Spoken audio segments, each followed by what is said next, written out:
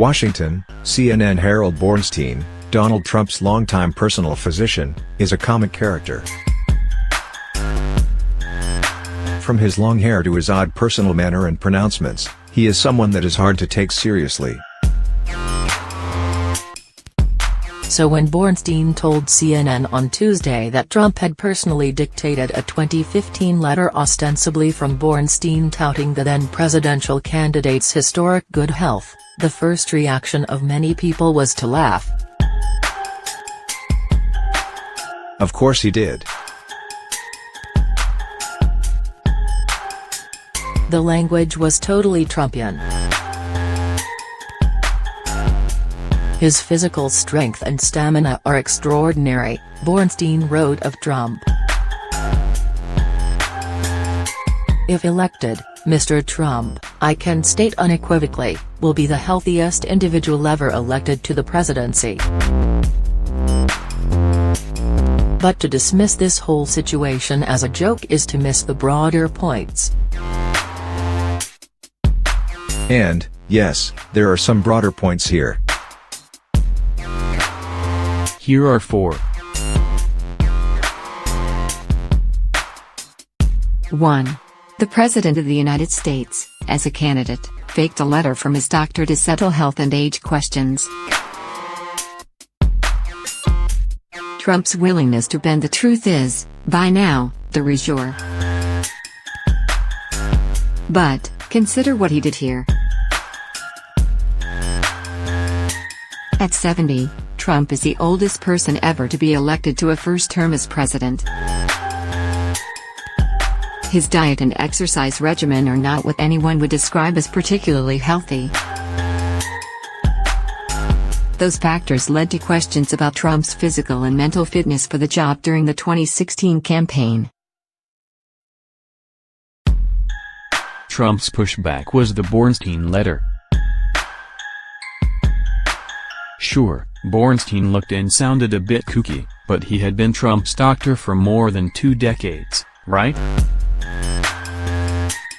Because no one could prove the letter was a sham, which it has turned out to be, the only option for reporters was to take it, generally speaking, at face value. Trump knew that, and he exploited it to the nth degree. 2. Trump repeatedly attacked Hillary Clinton as not being healthy enough to be president.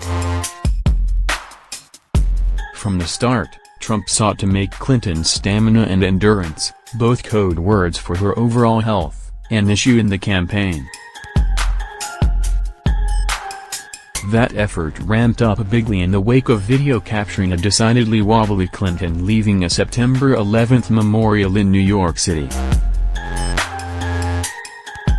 They say pneumonia on Friday, but she was coughing very, very badly a week ago, and even before that, if you remember, Trump said on CNBC shortly after Clinton's near-fainting incident.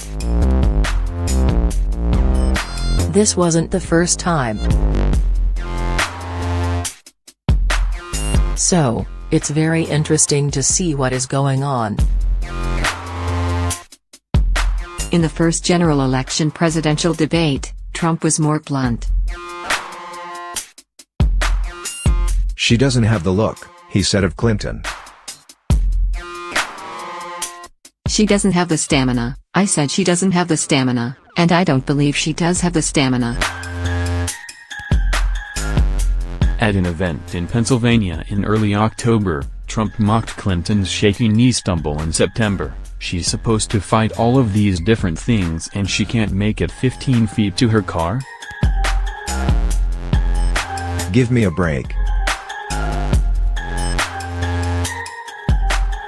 Give me a break, he said. He did all of these things knowing that he had written his own doctor's note and then used it as a bulwark against questions regarding his own health. In Trump's mind, everything, and I mean everything, is justified if you win. The means are always justified by a successful end. Saying that Ted Cruz's father might have been involved in the assassination of John F. Kennedy? Yup.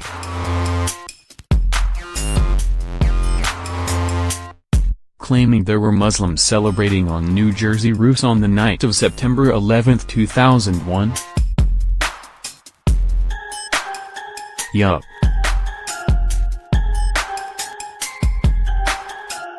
Suggesting that Mexico was purposely sending criminals and rapists to the U.S.? Yup.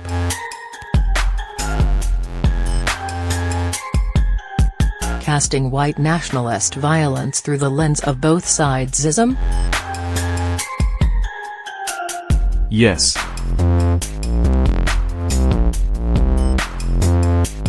In light of all of those things, faking a letter from your doctor saying how incredibly healthy you are was likely, in Trump's mind, a no-brainer. Who cares? After all, he knew he was totally healthy, among the healthiest people ever to run for president, so what difference did it make if an actual medical doctor said it or not? He knew it, therefore it must be true. In a world in which everything is justified by self-interest, nothing can be off-limits. And that, at the moment, is the space that Donald Trump willingly occupies. Bornstein should have never allowed Trump to dictate a letter about his own fitness. But he did so because he had a long relationship with Trump and wanted to stay in the presidential candidate's good graces. Trump routinely rewards total loyalty. C. Cohen, Michael, and Bornstein undoubtedly thought he would reap some sort of gains from his willingness to put aside medical ethics in order to please Mr. Trump. History, however, suggests that those who pledge total fealty to Trump are almost never repaid in kind. You are liked and valued by Trump only as long as you are providing some sort of material service to him. When that service stops or, God forbid, you draw negative headlines to Trump, you will be cut loose with the quickness. I'm looking at you, Michael Cohen. In interviews on Tuesday, Bornstein clearly felt betrayed when Trump bodyguard Keith Schiller came and took the president's medical records from Bornstein's office. Bornstein shouldn't feel that way. This is what Trump does. It is who he is.